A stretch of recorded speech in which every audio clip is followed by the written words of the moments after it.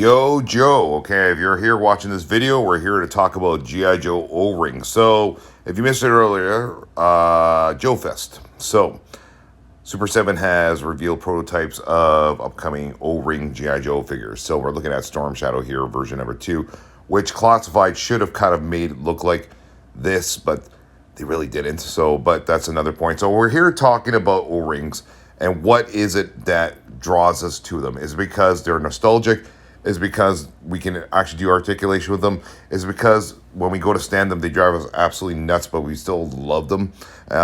What is it that we're drawn to O-rings? Number one, I think it's memories. Number one, especially if you grew up in the 80s, you collected G.I. Joe figures, and it's nostalgic. I think that's what Hasbro is doing right now. I think they're starting to realize that a lot of their demographic of customers are, I'm not a baby boomer, but a Gen X kind.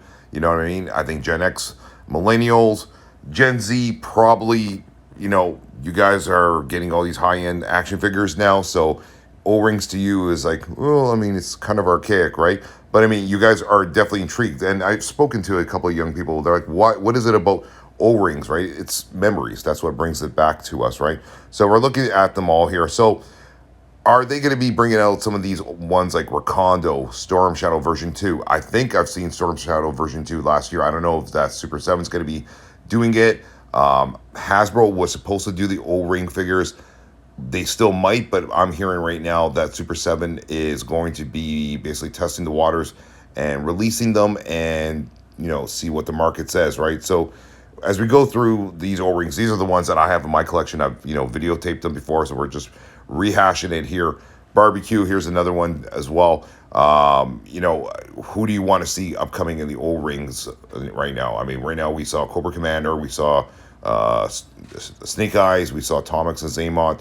What about these guys here? Recondo, Barbecue, Storm Shadow version 2, even version 1 Storm Shadow. I mean, that's a classic. I mean, if you can get your hands on a vintage one that's mint, it's going to cost you quite a bit of money, right?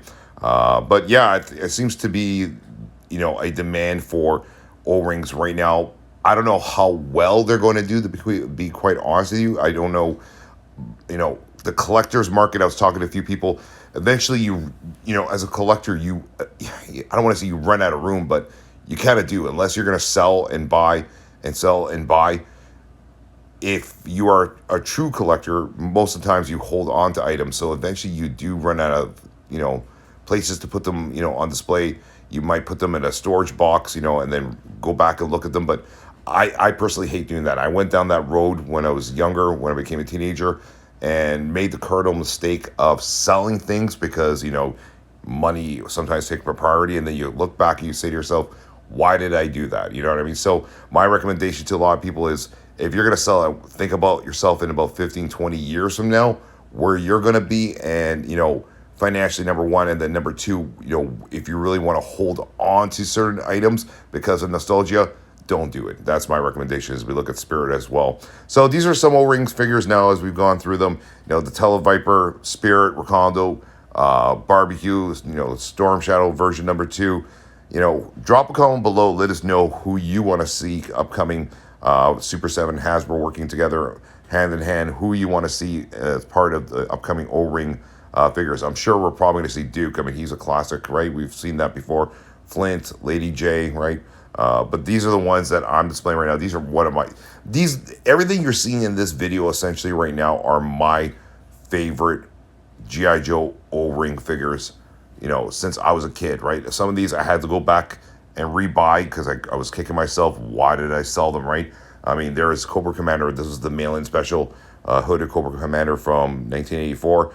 Missed getting this one. This one was almost impossible to get back in 84 unless you had, good contacts. But, still a pretty cool looking figure, right?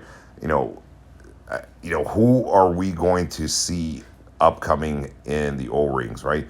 Definitely already know we see Cobra Commander with the shielded version. That's going to be a must-have, I think, for myself. And, that's already been shown. Low light, here's another one. This is one of the coolest looking G.I. Joe O-ring figures. Like, look at that. Definitely, I think Low Light needs to come out as a Super 7 O-ring as well. I think he's one of the best looking, actually, G.I. Joe O-rings. He was made to be an O-ring. He just looks so cool. Look, they nailed that one. This is from 1985 to 86. Sorry, 86. This is the 86 line. Look how good that looks, right? I mean, that's awesome. I would definitely buy this one again. And then, of course, last we're going to do Beachhead here. So we're ending the video off here, guys. It's been a long video. We've been talking a lot of things here. Let us know what you think the Super 7 O-rings are going to do and if you're willing to buy them.